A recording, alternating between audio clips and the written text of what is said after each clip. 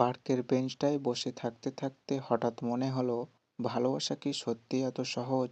চারপাশে তাকালেই দেখা যায় কেউ হাসছে, কেউ গল্প করছে, কেউ আবার হাত ধরে হাঁটছে। দূর থেকে সবকিছুই সুন্দর লাগে, কিন্তু এই হাসির আড়ালে যে কত অপেক্ষা, কত না বলা কষ্ট, সেটা খুব কম মানুষই বোঝে। এই পার্কেই প্রতিদিন একজন মানুষ এসে বসে, একই সময়ে, একই বেঞ্চে, হাতে এক কাপ চা, চোখে একটু ক্লান্তি। সে কাউকে খুঁজে না, আবার কাউকে এড়িয়েও চলে না, শুধু বসে থাকে। বাতাসে গাছের পাতা নড়ে, পাখিরা উড়ে যায়, আর সময় ধীরে ধীরে সামনে এগোয়। একদিন নয়, দুদিন নয়, মাসের পর মাস সে এখানে আসে। কখনো মনে হয় আজ বুঝি কেউ আসবে, আবার কখনো মনে হয় না, আজও হয়তো না। তবুও সে আসে, কারণ সে জানে ভালোবাসার মানুষ পাওয়া এত সহজ না। ভালোবাসার মানুষকে পেতে হলে অনেক ধৈর্য ধারণ করতে হয়।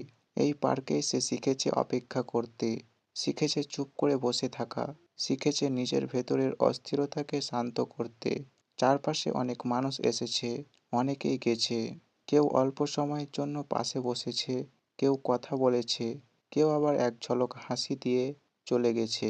কিন্তু সে জানে, সব হাসি ভালোবাসা না, সব উপস্থিতি স্থায়ী না। অনেক রাতে সে ভেবেছে, অপেক্ষা করা কি বোকামি?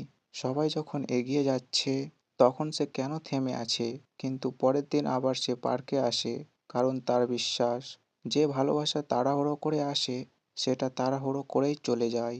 এক বিকেলের কথা, সূর্যটা ধীরে ধীরে নামছিল, পার্কে আলো ছায়ার খেলা চলছিল। সেই মুহূর্তে সে বুঝতে পারে, ভালোবাসা মানে কাউকে পাওয়া না পাওয়ার হিসাব নয়। ভালোবাসা মানে নিজের ভেতরটা তৈরি করা, এমন একটা জায়গা বানানো যেখানে কেউ এলে সে থাকতে চাইবে। সেদিন কেউ আসেনি, কিন্তু সেদিন সে একা ছিল না। নিজের ধৈর্য, নিজের বিশ্বাস, নিজের অপেক্ষা সবকিছু নিয়ে সে সম্পূর্ণ ছিল। ভালোবাসার মানুষ একদিন আসবেই, এই বিশ্বাস নিয়ে নয়, বরং এই বিশ্বাস নিয়ে যে না এলেও সে ভেঙে পড়বে না। কারণ যে মানুষ অপেক্ষা করতে শেখে, সে শুধু ভালোবাসাই পায় না, সে নিজেকেও খুঁজে পায়। আর সেই পার্কের বেঞ্চে বসে থাকা মানুষটা জানে, ভালোবাসার মানুষ পাওয়া সহজ নয়, কিন্তু ধৈর্য থাকলে ভালোবাসা একদিন ঠিকই এসে বসে পাশে।